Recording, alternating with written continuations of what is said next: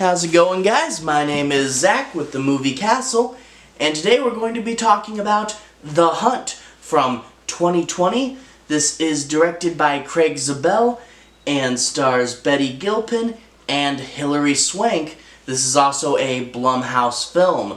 So before we get into the review of the movie, it's worth noting a bit of this movie's history. This movie was originally scheduled to be released on September 27th of last year, 2019. However, after the trailer initially dropped, there was a fair bit of controversy, which prompted the movie to be delayed until March 13th, 2020. However, when March 13th finally came around, the whole world was in a bit of a pandemic, and a lot of potential moviegoers found themselves quarantined at home. So, not wanting to delay the movie further, Universal and Blum House decided to premiere this movie direct to digital video. You could rent it for 48 hours. So, a bit of a weird history with this movie.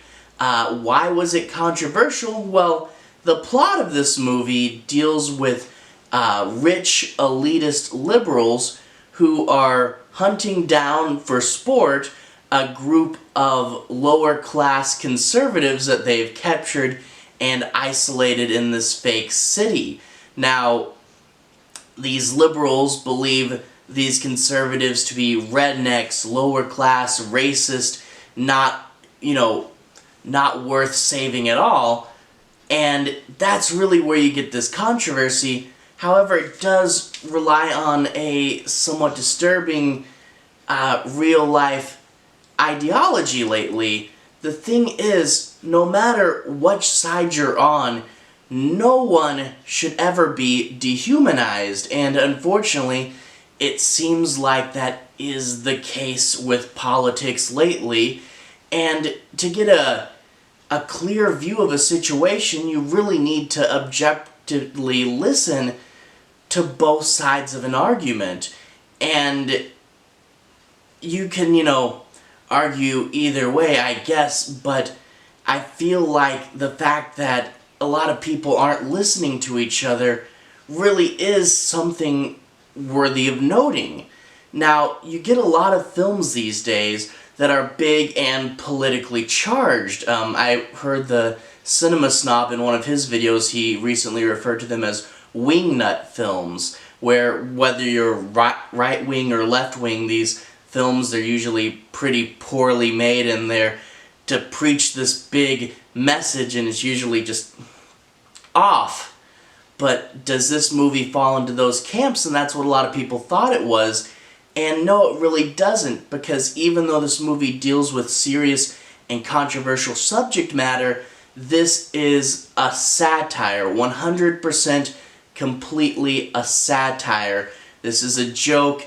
Nothing's really supposed to be taken seriously. However, it does point out serious issues.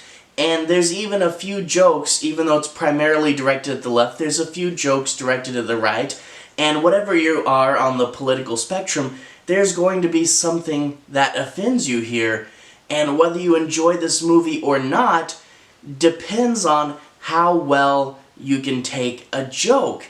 There used to be lots of biting satire way back in the day. I mean, look at comedies from not even that long ago, and you'll see jokes that would never fly today. And whether or not you enjoy this movie depends on how well you can take that. To be honest, this kind of idea feels like something that would feel really well at home in, like, say, a trauma film, although this film does not have the B-movie aesthetic that trauma films often did. But my point is, this stuff, it used to be common, and it's a joke, And that being said, most of the jokes do land, And with this movie, when I saw it, it had jokes kind of like, Dave Chappelle's Sticks and Stones, where it was really, really dark, but a lot of times you couldn't help but laughing. Now, personally, I don't feel like this was worthy of, way too much controversy. It's not going to incite violence or anything if that's what you're worried about. But this was a really good, well-made action horror comedy. And I suppose we should move on from the controversy and talk about how does the rest of the movie play out. And that's one thing that surprised me. I expected this to be much more of a B movie. I expected it to be, not as well put together. But this is actually, because this is a humans hunting humans movie, this is actually a pretty brutal movie.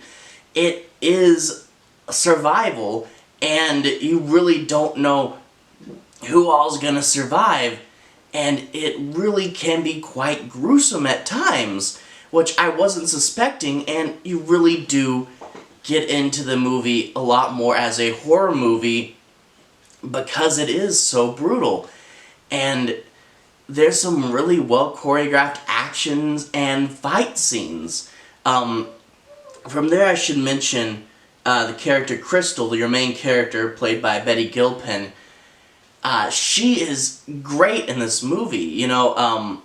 You see the final female character in an action movie as a pretty standard trope, but lately it's been really getting this big upgrade that I think, a few years down the line we'll be able to fully analyze how the final girl trope has changed recently.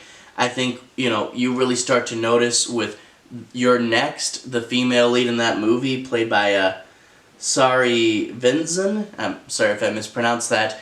But a really tough, action-type final girl in that movie. And then Samara Weaving in Ready or Not just last year, another really tough, final girl, but it advanced the trope and changed it, and this movie plays off that. And I think, when you talk about how the trope has changed, you'll bring up these movies, and her character is really great, really amazing. She's former military, and she gets dropped in this situation, and she's really cold and calculating, but at the same time, very Southern, and the way she expresses things is very matter-of-fact, and you really, really get behind this character. One of the best female leads in a horror movie of the past decade, probably. Really great character here. And so that being said, if you can take a joke, because there is dark comedy in this movie, and if you can take some violence, because this is a horror movie, I would definitely recommend this. I think a lot of horror fans, this has become the movie we've streamed during quarantine, if you haven't already seen The Invisible Man, because those are the big two that Universal Blum House sent to streaming really early, although Universal, they did get a theatrical release for Invisible Man, just made it to streaming a little earlier. So I would definitely recommend to horror fans, check this out, but to the more sensitive, you may want to stay away, find something else. Anyway, I'll have more content for you guys really soon covering this movie. I don't know if people are going to freak out about this or not, just a small YouTube channel making a video about it, but likes will probably help on this one. So anyone who's liked and subscribed, I'd like to really quickly thank you for doing so. You guys really help the channel out. Anyway, have a good day. I'll see you guys next time.